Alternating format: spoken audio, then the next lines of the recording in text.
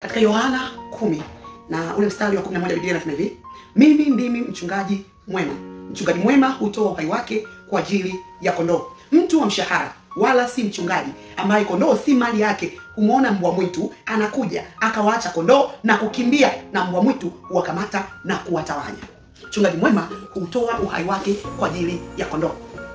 Hiki anachokifanya maaskofu wa Kilutheri, maaskofu wa Moravian, maaskofu wa Katoliki, hiyo ndio maana halisi ya kutoa uhai kwa ajili ya kondoo.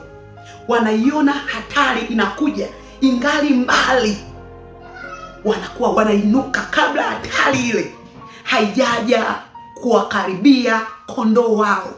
Wachungaji wangekuwa naelewa wajibu wao kama hawa maaskofu. Mimi nasema hivi, tusingekuwa hapa, watu wangekuwa hawaonewi. Mauaji yangekoma, utekaji ungekoma, uonevu ungekoma, sheria zisingekuwa zinapindishwa. Sheria zisingekuwa zinapindishwa. Hata hao wanaofanya uovu wangelikuwa wanaogopa. Wangelikuwa wanaogopa kufanya, kwa sababu wangekuwa wanajua kwa taifa lina walinzi.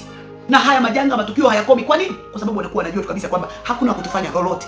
Watu ambao ndio wenye sauti kubwa, ambao ndio wangetegemewa kuwa na sauti kubwa, ambao walikuwa wanategemewa kwamba wao ndio wanatakiwa waseme lolote, wafanye chochote, wako kimya. Wao wanasifia na kupongeza na kujipendekeza kwa viulimi vyao, wako kujipendekeza, wapo kimya. Lakini wangekuwa naongea, isingekuwa hivi. Watu wanauawa, watu wanapotezwa, na uchaguzi na pora kwa mtutu wa bunduki. Askofu aliye wa kweli hawezi kufurahia mambo haya. Mali asili zetu zikianza kutumika sawa sawa, tukaanza kuthamini maisha ya watu, tukamwona mtu ndio kusudi la uhai, mtu asichezewe, mtu asiuliwe, mtu asitekwe, mtu asifanywe, yani utu wa mtu tukaubeba thamani ya juu. Yani mtu akilia wote tunachanganyikiwa, analia kwa nini? Katika hali ya kawaida, nani anaharibu amani?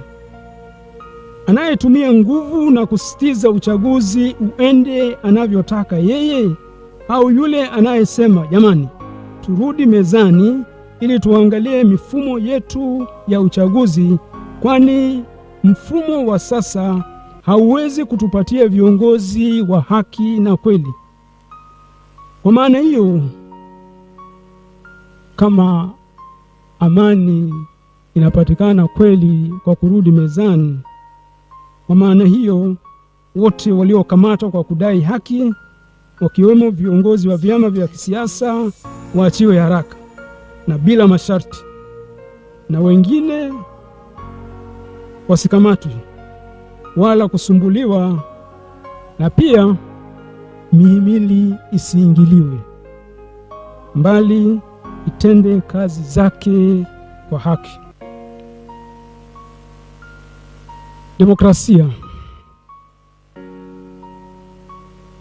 Madikteta wengi duniani na hata hapa Afrika hawataruhusu uchaguzi ufanyike, kwani wataogopa uchaguzi ukifanyika hawatachaguliwa, na kama wataruhusu uchaguzi wataharibu mifumo ya uchaguzi ili wabaki madarakani. Ikibali kwa kanisa kuziambia mamlaka za dunia kwamba mateso na kifo havifai tena, watafute njia nyingine.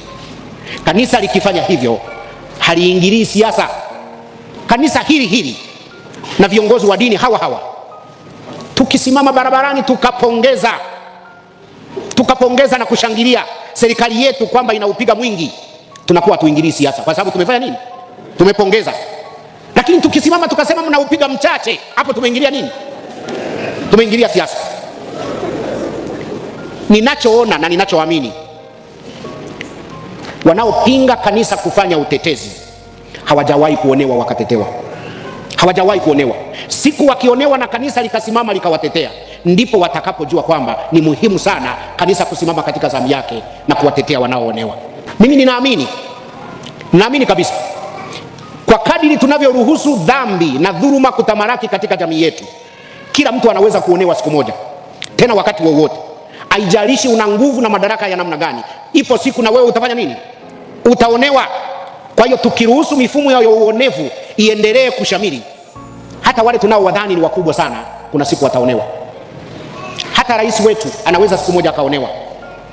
Ana nguvu, rais kwa mujibu wa katiba ana nguvu sana, ana mamlaka, lakini kuna siku anaweza kuonewa. Na anaweza akaonewa hata kabla hajatoka madarakani. Labda niwape mfano mwingine. Mimi si mnaniona hapa ni askofu wenu, mnafikiri na madaraka makubwa kwenda UCC. Lakini wasaidizi wangu wakiamua kunionea, wanaweza kunionea mpaka mkanihurumia. Tumesikia jinsi pamoja na nchi yetu kuwa haina vita, lakini watu wake hawana furaha. Sio wote, wengi wana furaha, lakini wengine hawana furaha. Hata kama jarida lile hatuwezi kuliamini moja kwa moja, lakini ukiangalia tu mapambano yaliyopo kati ya Chadema na serikali hayaleti shalom. Sikilizeni neno ambalo atawaambia askofu. Mkiona mahali popote duniani askofu amejitokeza katika mabadiliko na mageuzi na kutetea haki, mjue kuna jambo linaenda kutokea. Katika nchi jirani ya Malawi, baada ya watu kukandamizwa kwa miaka mingi, maaskofu walipokutanika na kutoa barua au waraka wa kichungaji, siasa za udikteta zikaanguka Malawi. Kule nchini Kenya, maaskofu walipojitokeza, siasa za udikteta zikaanguka na katiba mpya ikaandikwa Kenya. Hapa jirani Kongo kulipotokea fujo, maaskofu wa kanisa Katoliki waliposimama, hali ikatulia katika nchi ya Kongo. Afrika Kusini, askofu mkuu Desmond Tutu wa kanisa la Anglikana aliposimama akiwa peke yake, ubaguzi wa rangi na mfumo wa ubaguzi ukadondoka Afrika ya Kusini. Kule nchini Uganda, damu ya askofu mkuu wa kanisa Anglikana Janani Lohum ilipomwagwa na Idi Amin, ukawa ndio mwisho wa udikteta kule Uganda. Tanzania tulipata uhuru bila kumwaga damu. Unajua ni siri gani hiyo? Mwalimu Nyerere alikuwa anafundisha katika shule ya msingi Pugu. Walikuweko watu wanapigania uhuru wa Tanganyika kupitia chama cha TAA. Mwalimu Nyerere, mnafahamu, alikuwa muumini mzuri wa kanisa Katoliki, na alisoma katika mission na anafundisha katika mission. Sasa siku moja padri wa kanisa Katoliki wa shirika la Fabian, the Fabian Society, alikuwa anaitwa Father Welsh. Yule alikuwa ni mtu wa Ireland. Alimuita kwa siri faraga Mwalimu Nyerere, akamfunulia ramani yote na siri yote ya nchi ya Tanzania, kwamba mnaweza mkapata uhuru bila kumwaga damu ukifuata ramani hii. Ndipo hapo ikawa siri ya Tanzania kupata uhuru bila kumwaga damu, maana Nyerere alienda yuno kudai uhuru wa Tanganyika. Na sasa Tanzania tuko huru, ingawa hiyo inahojiwa. Sasa tatizo kubwa la Tanzania ni mfumo wa haki na ukandamizaji. Watu wanatekwa, watu wanauawa, watu wanapotezwa, na uchaguzi na poro kwa mtutu wa bunduki. Askofu aliye wa kweli hawezi kufurahia mambo haya. Mwaka jana uchaguzi mkuu kule Misenyi, kule Kagera, kuna mtu aliuawa aliyekuwa mgombea wa Chadema. Lakini pia Singida mnafahamu, nafikiri na Tunduma na Dar es Salaam. Sasa hii hali inahimiza mioyo yetu. Sisi viongozi wa dini, watu wakiuawa, wakipotezwa, sisi ndio tunaofariji watu, sisi ndio tunaozika watu. Sasa hatutaki tuendelee kuzika watu kwa sababu ya mambo kama haya. Ni kwa sababu hiyo basi, kama viongozi wa kanisa ni lazima tuchukue nafasi yetu, kama tuliochukua nafasi yetu kupigania uhuru wa nchi hii, kuweza kushiriki katika kuleta mifumo mizuri ya utawala. Tuandike katiba mpya inayokubalika na watu wote. Tukikamilika kutafuta haki ya namna hiyo, tutarudi tena kuendesha sakramenti makanisani. Lakini kwa sasa hivi moja kwa moja tutashiriki kwa namna yoyote yule.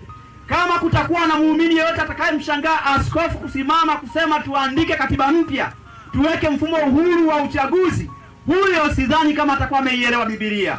Maana Yesu alipowakuta watu kama hivi aliwahurumia, akasema heri mtu mwenye njaa na kiu ya haki, maana huyo atashibisha. Nyosha mikono yako. Bwana Yesu, tunakushukuru kwa ajili ya kusanyiko hili. Tusaidie tukaandika katiba mpya katika nchi. Sema amina. Tusaidie tukaangushe mfumo mbovu wa utawala katika nchi. Sema amina. Tusaidie nchi hii iwe na tume huru ya uchaguzi itakayotenda haki. Sema amina. Tusaidie nchi hii iweze kutawalika utekaji ukome. Sema amina. Kawapezeshe wote waliomchukua kipanya na kumpoteza. Sema amina. Kawapezeshe wote waliomtuma aliyemchukua kipanya. Sema amina. Familia zao zikapezeshwa. Sema amina. Basi na ukabidhi mkutano huu katika jina la Mungu Baba na Mwana na Roho Mtakatifu. Amen. Kukamata watu na kuwaweka ndani hakunyamazishi malalamiko ya watu, hakunyamazishi, bali inaendelea kujenga gap ya watu kuachana. Kwanza ukimkamata mtu unampa title, atakuwa na, hata kama alikuwa haonekana ataonekana. Lakini ukimpuuza, lakini ukaendelea kusimamia misingi, atabweka mpaka ataacha tu. Angalia hata wakati wa maandamano, wakati ule maandamano alikuwa anazuiwa, watu walifanya. Lakini baadaye serikali ikaja ikasema, kumbe mnataka maandamano, andamaneni tu. Na serikali ikawa inasindikiza kwa polisi. Mbona imeisha?